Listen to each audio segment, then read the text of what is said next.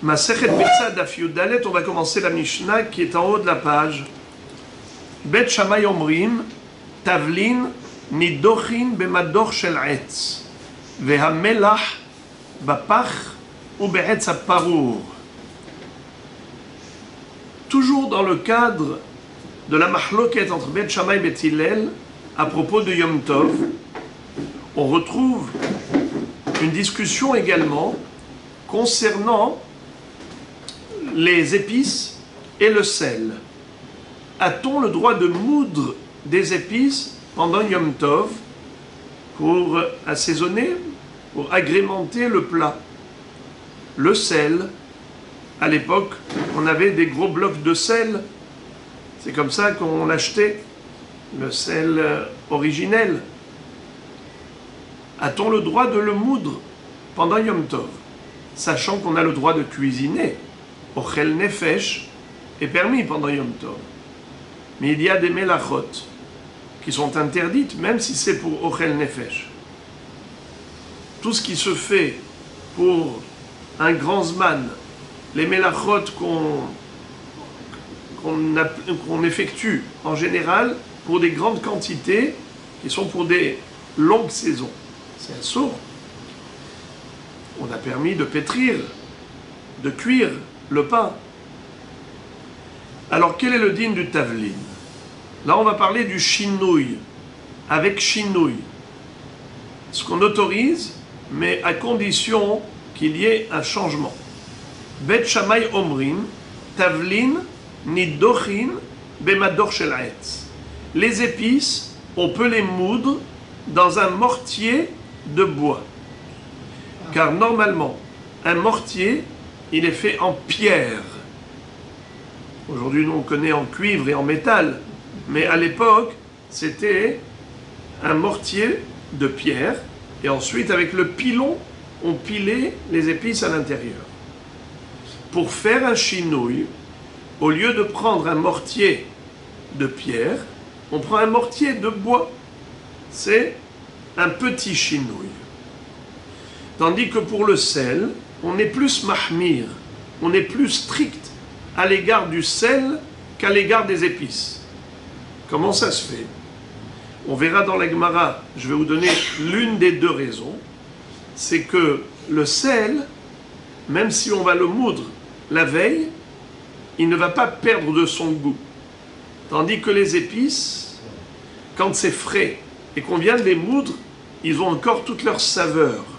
Alors que si on a moulu la veille, alors ça a eu le temps de décanter, de s'évaporer, et donc ça n'a plus le même goût.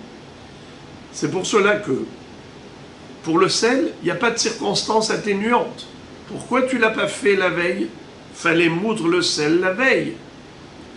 Tandis que pour les épices, en effet, on comprend pourquoi tu ne l'as pas fait la veille, parce que tu voulais des épices meilleures. C'est la raison pour laquelle on va être plus strict à l'égard du sel qu'à l'égard des épices. Alors qu'est-ce qu'on fait? Pour le sel, on ne permettra que un melach bapach ou be'etz aparur. Rashi dit, non pas bapach ou be'etz aparur avec le vav achibour, mais osé, o par o etz aparur. C'est-à-dire, le changement, le chinouille qu'on exige pour les tablinim, pour les épices, c'est un petit changement. Tu as juste utilisé un mortier de bois au lieu d'utiliser un mortier de pierre. Tandis que pour le sel, on exige un changement encore plus grand. C'est que tu ne vas pas utiliser un mortier. Tu vas utiliser un par. C'est quoi par? Un récipient quelconque.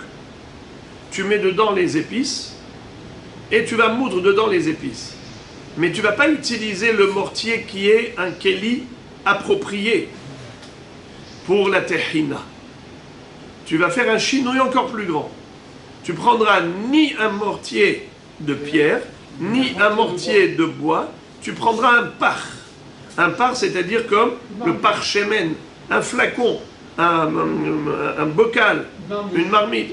Tu prends quelque chose qui n'est pas du tout utilisé en général pour moudre. Ça, c'est un chinouille éventuel. Deuxième chinouille éventuel, même si tu prends le mortier, mais tu ne vas pas piler avec le pilon qu'on appelle bourna, tu vas piler avec une louche.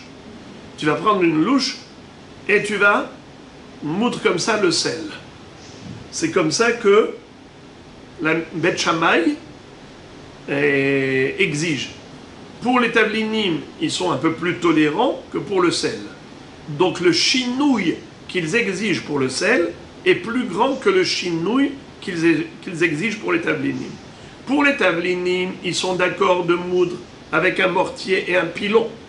Sauf que, au lieu d'avoir un mortier de pierre, il faut un mortier de bois.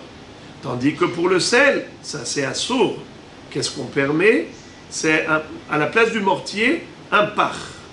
Ou, à la place du pilon, une louche. Pour concasser le sel. Voilà comment, d'après Beth Shammai, on peut autoriser pendant Yom Tov de faire la tehina des tavlinim et du sel avec chinouille. Mais Beth Hillel omrim, tavlin nidochin kedarkan bemador shel even ve'amelach bemador shel etz. Beth Hillel sont plus cool, plus tolérants. Et ils disent, nous, on monte d'un cran par rapport à Beth Shammai.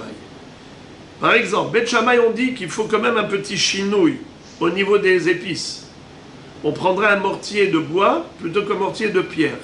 Beth Hillel n'exige aucun chinouille. Ils disent tu peux moudre normalement avec un mortier de pierre et un pilon classique et tu vas moudre tes tavlinim. Pourquoi? Parce que les tavlinim, on a besoin de les moudre le jour même pour qu'ils gardent leur saveur. Par contre, le sel, puisque tu aurais pu le faire la veille, là on exige un petit chinouille. Lequel? Ve'amelach bemador shel etz. Il faut utiliser un mortier de bois, bien qu'un mortier de pierre est plus agréable. Parce que quand tu vas moudre dans un mortier de pierre, tu vas moudre beaucoup plus facilement, puisque le bois c'est plus mou que la pierre. Donc ce sera plus difficile, on va dire comme ça. C'est moins facile, moins agréable. Eh bien, en effet, pour marquer un chinouille, Beth Hillel disent, tu peux moudre le sel, mais dans un mortier de bois et pas dans un mortier de pierre. Donc ça veut dire que eux, Beth Hillel, ont été tolérants, ils sont montés d'un cran par rapport à Beth Shammai. Pour les tavlinim, ils n'exigent aucun chinouille, contrairement à Beth Shammai. Et pour le sel, ils exigent un petit chinouille. Pas comme Beth Shammai qui ont dit pach, ou haïtzaparour, une louche, ou une casserole. Non, pas besoin. Tu prends un mortier, mais juste, pas un mortier de pierre, un mortier de bois pour le sel. Gemara. Déroulé alma mihat melach baya shinouille. La Gemara se focalise maintenant sur la différence qu'a mis en relief la Mishnah entre le sel et l'épice. On a été plus tolérant vis-à-vis des épices et plus exigeant et rigoureux vis-à-vis du sel. Pourquoi? Alors on a une mahloket. Ravuna berav Hizda. Had amar kol hakederot kulan tzrichot melach ve'en kol hakederot tzrichot tavlin. Qu'est-ce que ça veut dire? Tous les plats ont besoin de sel. Et il n'y a pas un jour qui passe sans mettre du sel dans le plat. Et de ce fait, on sait que j'aurai besoin de sel le jour de Yom Tov. Alors tu aurais dû être prévoyant et moudre le sel avant Yom Tov. Car si tu peux faire la melacha avant Yom Tov, eh bien il n'y a pas de heter de ochel nefesh. L'autorisation de ochel nefesh, c'est par rapport au besoin de cuisiner Yom Tov pour manger. Mais moudre du sel en le faisant, tu aurais pu le faire avant, et ne me dis pas que tu ne savais pas que tu allais utiliser du sel. Tous les plats ont besoin de sel. Tandis que les épices, tous les plats n'ont pas besoin du même tavline. Il y a un plat pour lequel il est bon le cumin, l'autre il est bon le curcuma, l'autre le paprika, l'autre c'est le poivre, l'autre... Eh bien, ça veut dire que tu ne peux pas savoir de quelle épice tu auras besoin. Car tu n'as pas encore décidé avant Yom Tov quel est le plat que tu vas cuisiner pendant Yom Tov. Et pourquoi tu vas décider pendant Yom Tov le plat? Parce que chaque jour tu te réveilles avec des envies différentes. Est-ce qu'on a tous les jours les mêmes envies? Non.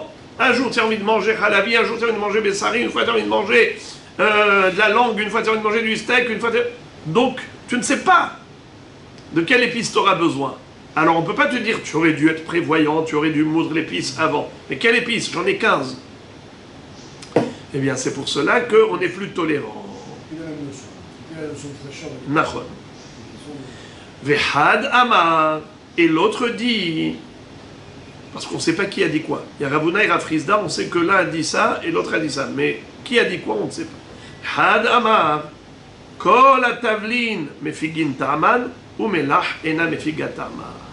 Tu veux savoir pourquoi on est plus strict à l'égard du sel qu'à l'égard des épices? C'est parce que le sel ne perd pas de sa saveur et de son goût. Même si tu l'as moulu quelques jours avant, le sel reste du sel. C'est pour cela que tu aurais dû le faire avant. On ne va pas te permettre de le faire aujourd'hui. Alors si tu le fais aujourd'hui, béchinouille. Tu passes d'un cran. C'est-à-dire tu descends Issour des Oraïta et Issour des Rabanan quand c'est béchinouille. Et pour le Ochel Nefesh, on a permis pour Yom Tov. Tandis que le tavlin, tu ne pouvais pas le moudre la veille, car les épices, plus elles sont fraîches, meilleures elles sont. Alors que si elles sont anciennes, elles perdent de leur goût.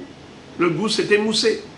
Voilà pourquoi on permet plus facilement de moudre des épices que de moudre du sel. C'est-à-dire pour le sel, on exige un chinouille, Beth Hillel disent faux chinouille, alors que pour les épices, ils n'exigent aucun chinouille. C'est comme cuisiner, tu cuisines normalement. Tu ne fais pas un chinouille pour mettre la casserole avec le revers de la main sur le feu. Tu mets la casserole normalement. Eh bien, tu mous les épices normalement. Mais pour le sel, on exige un chinouille, car c'est quelque chose que tu aurais pu faire la veille, puisque ça ne perd pas de son goût. La Gemara demande Maï Benayhu, quelle est l'incidence halachique de ce débat? Ça veut dire que quel est le cas de figure pour lequel il va y avoir une marloquette entre eux? Un va dire permis, l'autre va dire interdit. Et Kabenayhu deyada maïkedera ba'el et bachoulé. Si par exemple, avant Yom Tov, la personne avait déjà programmé le plat du Yom Tov. Elle a dit voilà, demain, je vais faire de la langue. Qu'est-ce qu'on met dans la langue comme épice? Tout le monde connaît, lui-même il sait ce qu'il veut mettre. Alors pourquoi tu n'as pas moulu avant Yom Tov? Il n'a pas moulu avant Yom Tov. Alors d'après celui qui dit, en général, pourquoi est-ce qu'on permet de moudre pendant Yom Tov? C'est pour un problème de saveur. Eh bien, là aussi on va lui permettre. Même s'il savait la veille déjà quel est le plat qu'il va cuisiner Yom Tov, mais il a des circonstances atténuantes. Pourquoi il n'a pas moulu les épices avant? Parce qu'il voulait préserver la saveur. Mais d'après celui qui dit que on a été plus tolérant vis-à-vis des épices, c'est parce que la personne, elle n'est pas censée savoir qu'est-ce qu'elle va désirer comme plat le lendemain, hein, donc elle ne pouvait pas prévoir l'épice. Alors dans ce cas-là, quand tu sais pertinemment qu'est-ce que tu vas cuisiner demain, de toute façon tu n'as qu'un seul plat cuisiné, et tu avais préparé quelque chose, c'est clair, net, précis, tu n'as que ça pour demain. Alors tu savais, pourquoi tu n'as pas moulu avant? Eh bien si tu n'as pas moulu avant, le lendemain tu ne peux moudre que béchinouille. Première incidence. Inami, deuxième incidence de leur débat. Bémorika. C'est quoi morika? C'est le curcuma. Le curcuma, il a la même faculté que le sel, à savoir qu'il ne perd pas de sa saveur, même s'il est ancien. Et de ce fait, puisque c'est comme le sel, pourquoi tu n'as pas moulu avant? Tu aurais dû moudre avant. Alors si on dit que c'est ça la raison, en effet, puisque ça ne perd pas de sa saveur, Si tu n'as pas moulu avant, aujourd'hui, tu vas devoir moudre béchinouille. Mais d'après celui qui dit que, pourquoi est-ce que, par rapport aux épices, on n'exige pas qu'il le fasse avant? Parce qu'il ne sait pas quel plat il va manger demain. Alors dans ce cas-là, même pour le curcuma, il a le droit de le moudre le jour même. Pourquoi? Parce qu'il ne savait pas qu'il allait avoir besoin de curcuma. Lui, il pensait par exemple manger du steak. Le steak, il ne met pas de curcuma dans le steak. Et voilà qu'il a décidé de manger des pâtes. Et maintenant, il veut mettre du curcuma dans les pâtes. Alors on lui dit, monsieur, le curcuma, tu as le droit de le moudre? D'après le Mandé Amar, oui. D'après l'autre Mandé Amar, non. D'après celui qui dit que le problème, c'est que il ne perd pas de goût, alors tu aurais dû le faire avant. Eh bien voilà, celui-là aussi, tu aurais dû le faire avant. Tu n'as pas fait avant, tu fais béchinouille. Mais d'après celui qui dit, c'est parce que je ne pouvais pas prévoir, je ne savais même pas qu'est-ce que j'allais manger le lendemain. Alors Béhémet, il aura le droit de moudre le curcuma, même sans chinouille. Voilà les deux incidences halachiques de ce débat entre Abouna et Rafrizda, dont chacun a donné une autre raison de la différence entre le sel et l'épice. Et maintenant, la Gemara va développer le sujet. Amar Rav Yehuda Amar Shmuel, Kol hanidochim, nidochim kedarkam, vafilu melach. Tous les éléments qui sont moulus, eh bien on peut les moudre normalement pendant Yom Tov et même le sel, sans aucun chinouille. La Gemara dit Amart melach ba'ya chinouille.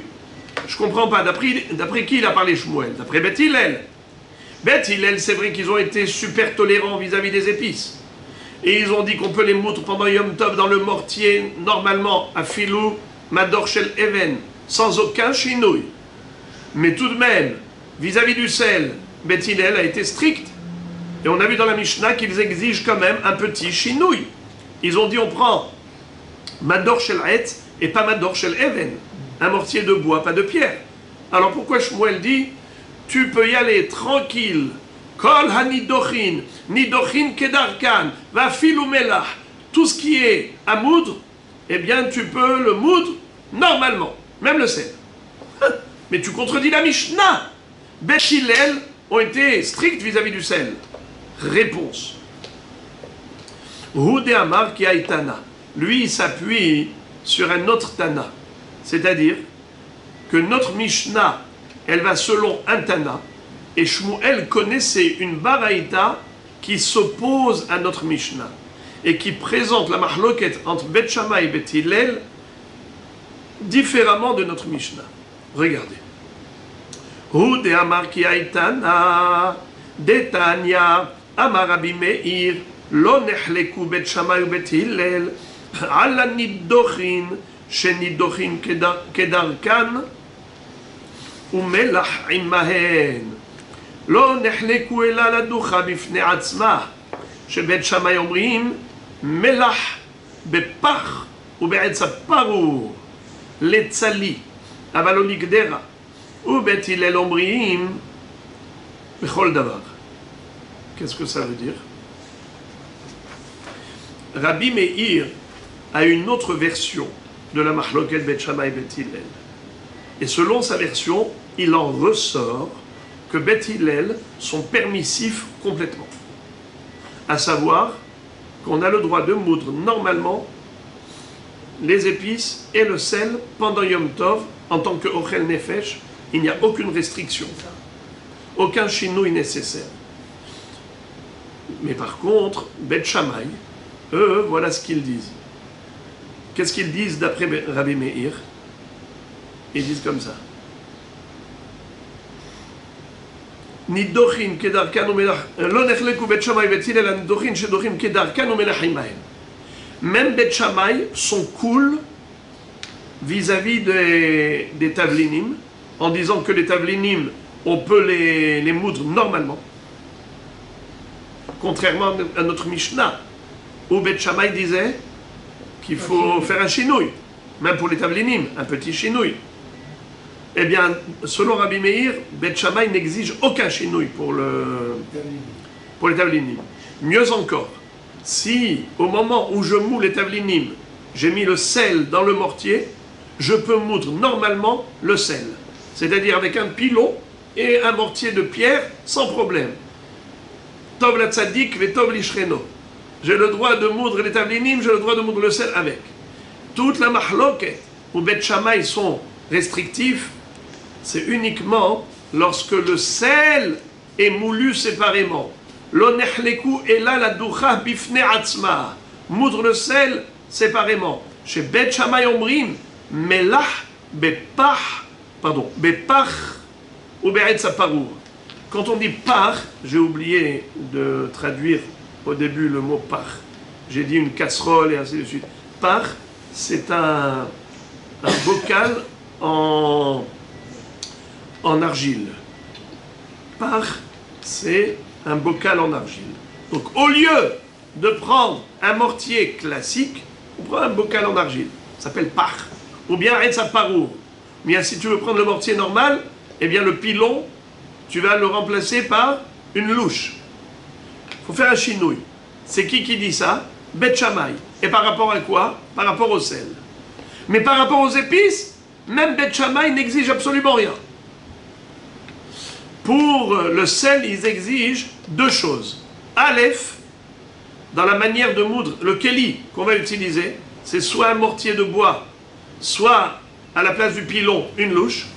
Et même cela, ce n'est permis que les tzli et pas l'igdera. Ouh là là, ça on l'a pas vu. C'est uniquement peu de sel, comme on met dans de la viande qu'on met à griller, et pas beaucoup de sel comme on met dans un plat. Quand on met dans un plat les bichoules, on met beaucoup plus de sel que ce qu'on met dans un steak. Un steak, on en met peu. Alors, Bet Shammai, ils sont hyper restrictifs. Ils disent, premièrement, tu en fais peu, et deuxièmement, béchinouille. Peu, les tsali, donc tu n'auras pas le choix que de manger un steak pendant Yom Tov. Et deuxièmement, même pour ce steak-là, tu feras béchinouille, mais pas un grand chinouille, un petit chinouille. Soit tu prends un par, soit un etz aparur. Pardon, excusez-moi. Un grand chinouille. Pas un mortier de bois, mais un grand chinouille. Lequel? Par shel heres ou bien etz aparur. Voilà. Ou Bet Hillel omrim bechol davar. Qu'est-ce que ça veut dire bechol davar? Bet Hillel te disent, le sel, tu peux le moudre normalement, le piler normalement. Et bechol davar, ça veut dire quoi bechol davar? Même dans un keli, et avec n'importe quel keli, soit le mortier, n'importe quel keli, soit, par exemple, tu prends un marteau, tu le mous. L'agma dit quoi? Bechol davar, c'est le cas d'atach? Quoi? Tu as le droit de prendre un marteau? Si. Pourquoi pas, vous dites... On le prend pour casser une noix. Pour casser une noix de coco, oui, mais c'est uniquement parce que je n'ai pas le choix. Voilà. Mais si j'ai la possibilité de prendre un casse-noix, je n'ai pas le droit de prendre un marteau. J'ai le choix entre deux. J'ai un casse-noix qui est un keli approprié, j'ai un marteau. Est-ce que j'ai le droit de prendre le marteau pour casser la noix? Non. Non. Eh bien là aussi, pourquoi il a permis? Il a dit Bechol Davar. C'est quoi Bechol Davar? Même un keli qui est mouktsé. Amar le Ravaha, pardon, et la Ima, l'Echol Davar. Réponse, l'Echol Davar. C'est quoi l'Echol Davar? Différemment de Bet Shammai, qui ont été restrictifs. Et ils ont dit qu'on a le droit de piler le sel que dans un but de grillade, mais pas dans un but de cuisson à l'eau. Car pour la grillade, on a besoin de moins de sel. C'est qui est strict comme ça? C'est Bet Shammai. Tandis que Bet Hillel, ils disent Chol Davar. Même si pour la cuisson à l'eau, tu as le droit de moudre ce sel, c'est-à-dire qu'il n'y a pas de restriction au niveau de la quantité d'après Bet Hillel. C'est uniquement Bet Shammai qui ont été restrictifs. Amar le Rabaha, Bardela le Bere, qui daïchat, atzle, atzlouye, vedor. Rabaha Bardela a dit à son fils, quand tu vas moudre, quand tu vas piler pendant Yom Tov, tout ce qu'on a dit qu'on a le droit de piler, puisque d'après Bet Shammai, d'après Bet Hillel, on a le droit de piler, mais atzle atzlouye, qu'est-ce que ça veut dire? On pourrait moudre le café en train. Essaye de pencher un peu le mortier. Ça veut dire que lui, il pense comme Shmuel, qui a dit que d'après Bet Hillel, tout est permis. Nahon, on peut prendre un mortier, même pour le sel, et on a le droit de le moudre et de le piler normalement, avec un pilon classique et un mortier classique. Aucun chinouille n'est exigé d'après Bet Hillel, c'est que Bet Shammai qui sont restrictifs. Tout de même, il lui dit un petit chinouille, léger. Lequel? C'est que le mortier, tu le penches un peu. Tu ne le poses pas droit comme d'habitude, tu le penches un peu. Atzle atzlouye. Penche, tu le pencheras. Si on le fait avec la main gauche. Vedor. Et tu es dach. Et tu piles. Ok. Léger chinouille. Rav Sheshet Shama Kalbuchna Amar Hailav Migava de Betayhu. Rav Sheshet un jour, il marchait dans la rue, il a entendu le bruit du pilon qui pilait dans le mortier. Lui, il était aveugle. Et en passant, il dit, je suis sûr que c'est pas de chez moi, ça. Ce bruit ne provient pas de chez moi. Pendant Yom Tov, il a entendu ça. Pourquoi? Parce que lui, il a enseigné à sa famille que pendant Yom Tov, on n'a pas le droit. La Gemara dit, Vedilma atzluye atzle. Pourquoi il a dit ça? Mais peut-être qu'ils ont moulu, et selon l'exigence halachique, à savoir de pencher un peu. Des Shamaï de Avat Salil Kaleh. Il a dit non, je sais que il y a une différence entre le son d'un Kéli qui est droit et d'un Kéli qui est penché. Kéli penché, le son il est plus étouffé. Alors, lui qui était aveugle, il avait développé l'audition. Et il a dit, j'entends que ce n'est pas de chez moi. Et comment je sais que ce n'est pas de chez moi? Parce que chez moi, ça aurait été atzlouye. Mais ici, j'entends un son qui est clair, donc c'est pas de chez moi. Shamaï de Abad Salil Kaleh. Le col était Tsaloul. Mais Dilma Tavlin à vous. Peut-être que c'était des tablinim. Et qu'est-ce qu'on a dit pour les tablinim? Qu'il n'y a pas besoin de faire un chinouille. Même quand est-ce que Shmuel a exigé de pencher? C'est uniquement lorsqu'il s'agit du sel. Mais lorsqu'il s'agit des épices, même ça on n'a pas besoin. Alors peut-être que c'était de chez lui. Et sa famille était en train de moudre dans le mortier, normalement, des épices. La Gemara dit Tavlin nabouhem et nabhe kalayhu. C'est-à-dire que le bruit n'est pas le même. Quand on va piler du sel ou piler des épices, le son n'est pas du tout le même. La Gemara dit que le bruit, c'est comme le bruit d'un aboiement. Kelev noveyach, comme un chien qui aboie. Tavlin navouhem et nabach kalayhu. Et donc, c'est pas la même résonance. Le retentissement n'est pas le même, et de ce fait, dit Rav Sheshet, je sais que c'est pas de chez moi. Car ça pouvait être du sel atzlouye, alors le son est étouffé. Et il y a ceux qui expliquent que la notion de tsali et bichoul, c'est pas par rapport à la quantité de sel qu'on met dans le plat, c'est par rapport à la quantité de sel qu'on met pour saler la viande avant de le mettre dans la marmite. Quand on a besoin de cachériser la viande, alors le salage, c'est de cela qu'il s'agit, parce que pour saler, pour être mévachel une viande, tu as besoin de la cachériser d'abord. Donc il faut beaucoup de sel. Ça, on ne te permet pas. Ce qu'on te permet, c'est juste le sel qui est nécessaire au moment de la grillade. Mais alors si on n'a pas mis la shrita, Yom Tov, n'a pas le droit de cacher sa viande. Il est obligé d'en manger de sa vie. C'est ça. C'est quand même, je sais pas. Ça... D'après Beth Shammai, oui, on est, oui, non. on est toujours d'après Beth Dans Shammai. l'idée de celui qui dit ça, comment on peut avoir cette idée de dire que, alors, il aurait dû penser qu'il allait faire une shrita aujourd'hui, donc la veille, prévoir le sel pour faire la cachette. Exactement. Il aurait dû préparer le sel avant. Donc il ne pourra pas la manger, la viande. Hein? Il ne pourra pas manger la viande si c'est la shrita. Non, il peut, mais avec du sel d'hier. Avec du sel d'hier.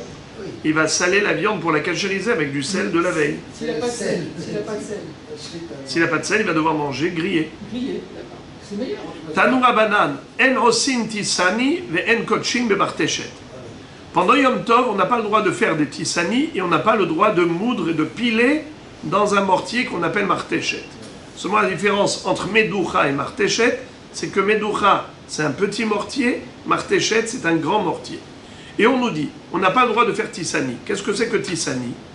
À l'époque, ils avaient l'habitude de concasser le blé et ils avaient plusieurs recettes. Soit le blé était concassé, coupé en deux, soit concassé, coupé en trois, soit coupé en quatre. On appelait ça daïsa, hilka, tragis, tisani. Alors, tisani, quand on faisait ensuite ce couscous, ce plat, donc on avait quelque chose qui était bien raffiné. On nous dit que Yom Tov, on n'a pas le droit de concasser le blé pour en faire du tisani. Parce que c'est trop de travail. C'est une tirha gdola Yom Tov. Il faut se reposer Yom Tov, il ne faut pas trop travailler. Tu le fais si tu veux avant Yom Tov, mais pas pendant Yom Tov. Et après on te dit, ve'en kochin bemarteshet. Et on n'a pas le droit de piler dans le mortier, le grand mortier qui s'appelle marteshet. Alors la Gemara dit c'est contradictoire. T'as arrêté. Tu dis une chose et son contraire. Pourquoi? Car quand tu m'as dit en osim tisani, ça veut dire que tu n'as pas le droit de concasser longtemps jusqu'à couper le grain en quatre. Mashma, que si tu concasses peu de temps, jusqu'à couper le grain en deux ou même en trois, c'est permis. Alors pourquoi tu as conclu en disant en kochin bemarteshet? Tu n'as pas le droit du tout de moudre. Au début, tu me dis en osim tisani. Ça veut dire que tu n'as pas le droit de faire du tisani, de couper le grain en quatre. Ok. Mashma que en 3 et en 2, c'est permis. Et après, tu me dis, en kochin bemarteshet. On n'a pas le droit de piler du tout dans la marteshet. T'as arrêté? Tu dis deux choses qui se contredisent. Deux pour le 2 pour le 3. Alors la Gemara dit comme ça, Harikama, Mata'am en osin tisani les filles chez en kochin bemarteshet. Qu'est-ce que ça veut dire? C'est que, pourquoi on n'a pas le droit de faire du tisani? Parce qu'on n'a pas le droit de moudre. Alors la Gemara dit dans ce cas-là, où est ton oreille? Elle est là. Pourquoi tu dis les choses indirectement? Veliman kochin bemarteshet. Tu aurais pu dire que la fin de la baraïta, on n'a pas le droit de piler. On n'a pas le droit de moudre dans un mortier.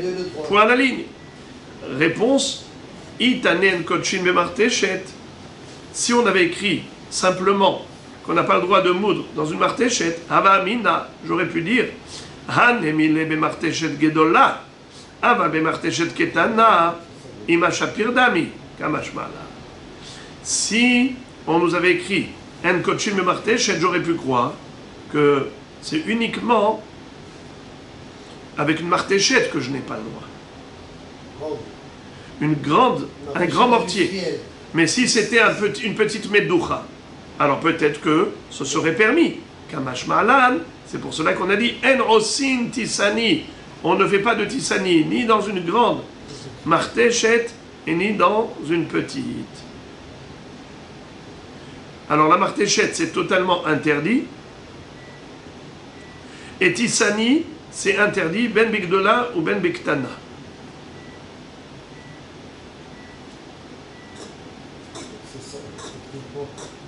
Techniquement, je crois que c'est ça.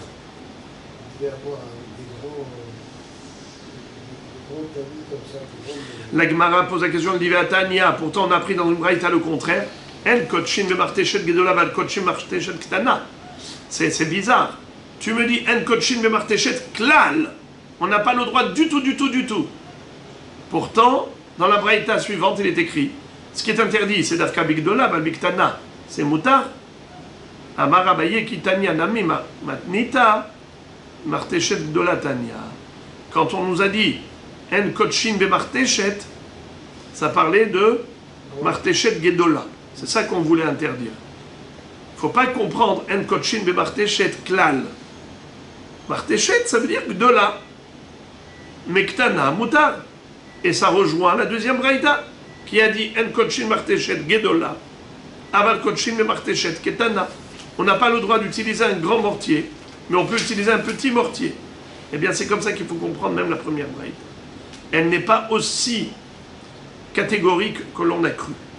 On a cru que la première braïta, elle disait En Kotchin Marteshet Klal. En Osim Tisani. Rien. Toutes les portes sont fermées. Elle dit non. Ce qu'elle voulait dire, c'est de ne pas utiliser le grand mortier. Mais un petit mortier, c'est bon.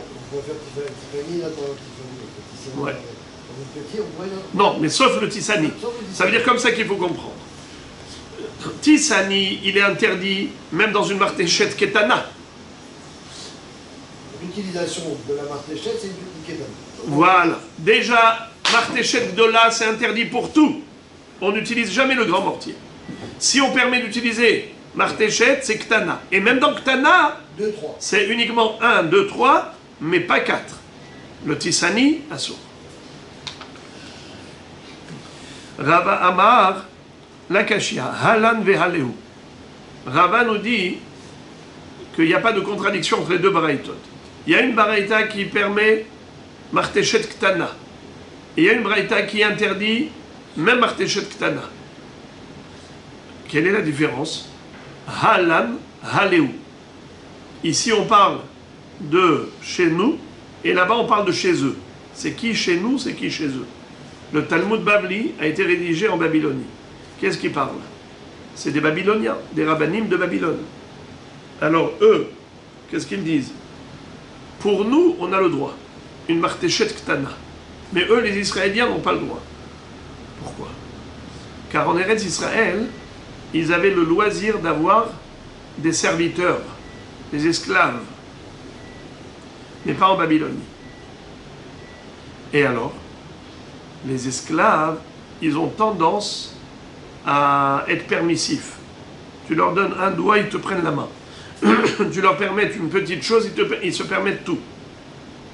Alors on a fait une gezera en Israël. On a dit En Kotchin Be Marteshet, l'Ogdola ve l'Oktana. Parce que si tu permets aux Abadim Ktana, eh bien ils vont moudre avec l'Agdola. Parce que c'est les Abadim qui cuisinent. Tandis qu'en Chutz La'aretz, on n'a pas de Abadim. C'est nous-mêmes qui cuisinons. Et nous, on fait attention à la halakha. On nous permet que Martéchet Ketana, on prendra une Ketana. On ne prendra pas une Gedola. Regardez Rashi. Halan ve'aleu. Halan de litlan avde de mezalzele. Halehu de itlehu avde de mezalzele. Ve'osin bagedola. Ve'omrim baketana asinu. Ils vont utiliser une Gdola, ils vont dire on a moulu dans la Ktana. Alors on interdit. Rav Papi, Ikla lebe mar Shmuel, Aitele daïsa velo achal. Rav Papi est arrivé une fois à la maison de Shmuel. On lui a servi de la daïsa. Daïsa, donc c'est permis, puisque c'est une semoule qui est coupée en deux. C'est kasher, Yom Tov. Et il n'a pas voulu manger Yom Tov. Pourquoi? Parce que Shmuel, justement la Gemara s'étonne. Pourquoi il n'a pas voulu manger? Parce que il a compris qu'ils avaient utilisé le grand mortier, Martéchet Gedola. La Gemara dit Vedinma be Martéchet Ketana Avdoua. D'où il sait? Il n'est pas prophète. Peut-être qu'ils ont utilisé un petit mortier. Réponse des Hazié de Avadaïk Tfe. Il a vu que la semoule était très moulue, très fine. Il a compris que ça a été fait dans un grand mortier. Mais peut-être qu'ils l'ont fait depuis la veille. Pourquoi il s'est abstenu de manger? Des Hazié d'Ava Kalif Tsahare. Il a vu que là où se trouve la brisure, c'était brillant. C'est-à-dire que c'était frais. On voit que ça vient d'être moulu. Car si c'était depuis la veille, ça aurait été terni. Veiba et Tema, deuxième réponse. Sha'ane Bemar Shmuel Deika Pritsuta de Avde. Il savait que chez Shmuel était médecin. Il était tout. Isha Eshkolot. C'est le grand maître de la Torah, mais il était en même temps astronome, astrologue, médecin. Il avait des ravadim chez lui à la maison. Et donc il savait que les ravadim, eux, ils sont proutim. C'est-à-dire que ils utilisent la grande et après ils te disent qu'ils ont utilisé la petite. Alors c'est pour ça qu'il s'est abstenu de manger. Nouvelle Mishnah. Haborer kitniot biyom tov. On va parler maintenant de la malacha de borer pendant Yom Tov. Shabbat, il est interdit de trier. Shabbat, on a le droit de manger. Comment? Il faut faire attention à trois choses pour ne pas être borer. Le rachetevot, c'est ayal. Ayal, c'est ochel mitor psolet. Tu prends le bon et tu laisses le mauvais. Et pas l'inverse. Ochel mitor psolet. Deuxièmement, bayad velo bekli. Il ne faut pas que ce soit avec un keli approprié comme un filtre, une passoire. Troisièmement, les altars. L'amed, c'est les altars. Il faut manger immédiatement et non pas laisser pour une autre serouda. Eh bien, Yom Tov, qu'en est-il du borer? Puisqu'on a le droit de ochel nefesh pendant Yom Tov, est-ce qu'on a le droit de trier pendant Yom Tov? Alors on te dit, à borer kitniot be Yom Tov, pendant Yom Tov, celui qui veut trier ses kitniot, ses féculents, ses légumineuses, Bet Shammai omrim borer ochel ve ochel. Qu'est-ce que ça veut dire borer ochel ve ochel? Alors il y a ochel avec segol et il y a ochel avec tsere. Ochel avec tsere, c'est le verbe, l'echol, ani ochel, ata ochel. Là c'est juste avec tsere, 2 points. Tandis que avec segol, c'est le manger. C'est le ochel, c'est le ma'achal. Alors, borer ochel ve ochel. Il prend le bon, qui s'appelle ochel, avec segol, ve ochel, et il mange. Il prend ce qui est mangeable et il le... Ouais, ça veut dire que comme Shabbat, d'après Bet Shammai, le din de borer, c'est assour d'être borer Yom Tov, comme Shabbat. Comment Shabbat tu fais? Tu prends le bon et tu laisses le mauvais. Yom Tov, tu prends le bon et tu laisses le mauvais. Borer ochel ve ochel. Il n'a pas le droit de retirer le mauvais. Et donc, d'après Bet Shammai, il faudra respecter les mêmes règles qu'on a dit pour Shabbat. Ayal, ochel, yad et les alta, pour manger immédiatement. Même quand c'est la tsura de manger le produit. Ou Bet Hillel omrim, borer kedarko. Bet Hillel disent permis. On est Yom Tov. Yom Tov ochel nefesh permis. Et tu peux prendre même le mauvais du bon. Beheko, bekanon, betamhui, avalo betavla, velo benapa, velo bigvara. C'est-à-dire, pas avec des kelim appropriés. Ça veut dire qu'il peut retirer le mauvais du bon, mais avec des kelim qui ne sont pas appropriés. Par exemple, il prend un entonnoir.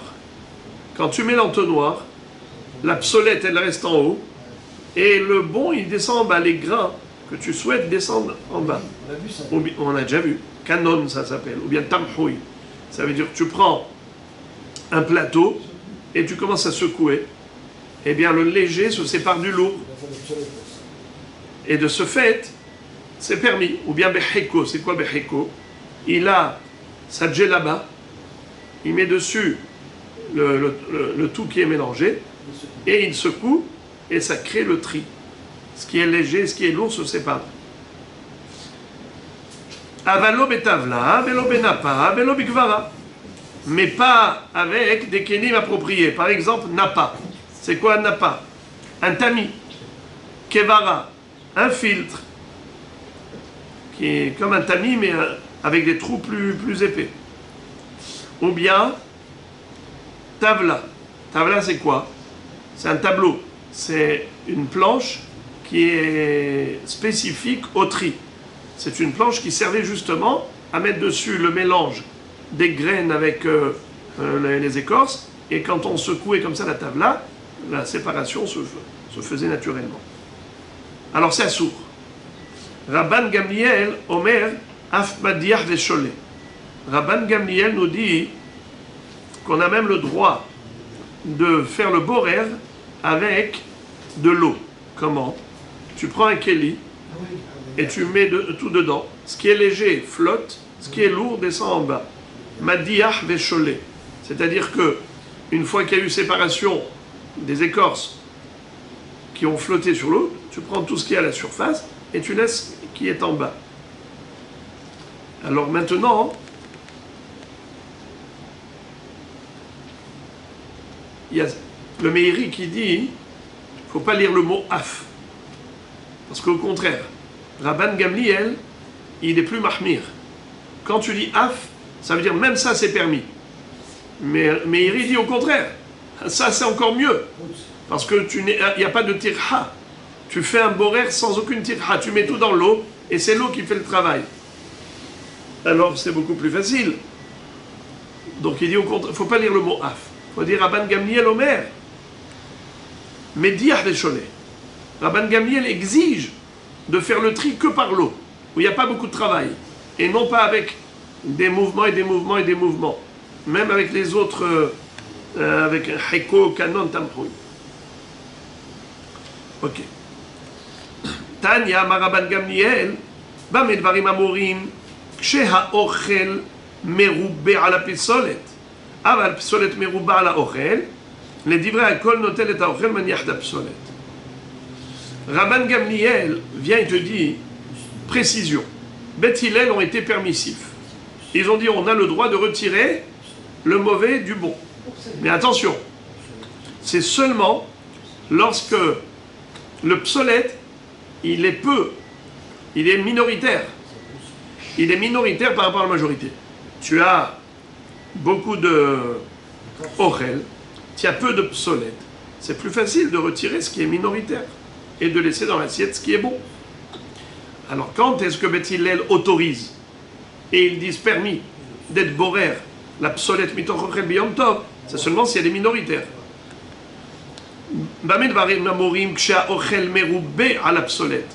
L'aliment il est supérieur en quantité par rapport à l'absolète. Ah, bah, l'absolète merouba à la ochel et divrei akol notel et ochel manière d'absolète. Mais s'il y a plus de déchets que quoi? Que d'aliments, alors dans ce cas-là, même Beth Hillel sont d'accord que c'est assourd de retirer l'absolète. Tu prends ce qu'il y a de minoritaire. Pourquoi? Parce que c'est une tirha. C'est assourd de se fatiguer Yom Tov pour rien. Tu ne vas pas te mettre à enlever le déchet qui est majoritaire. La Gemara pose la question, elle dit, je ne comprends pas. Pisolet meruba la ochel mika mandeshari. Mais de toutes les façons, comment tu vas faire quand tu as une minorité de ochel par rapport à une majorité de psolet? Mais une fois que tout est mélangé, on va d'après la majorité, qui est un déchet, et donc c'est mouktsé. Comment il va pouvoir prendre le ochel, vu que l'aliment est minoritaire, mélangé à la majorité de déchets? Tout doit être interdit. Pourquoi tu autorises de prendre la minorité? La tzricha de nafish betirha, vezutar beshi'ura. Qu'est-ce que ça veut dire? Ici, on parle, Béhémet, d'une minorité en psolète. La psolète, elle est minoritaire. Mais seulement, elle est tellement mélangée d'une manière à ce que c'est très difficile de la retirer, pour la trier. Nafish betirha. Il y a beaucoup de travail pour retirer cette minorité. Alors c'est ça ce que te disent Beth Hillel. Beth Hillel te disent, quand est-ce que je permets de retirer la psolète? C'est seulement si c'est facile de la retirer. Mais si c'est difficile de retirer la psolète, même si elle est minoritaire, alors il vaut mieux retirer le ochel plutôt que la psolète, car tu vas travailler beaucoup, inutilement, pendant Yom Tov. Et Yom Tov, il faut réduire la tirha. Rabban Gamliel Omer, Madiach Vesholé.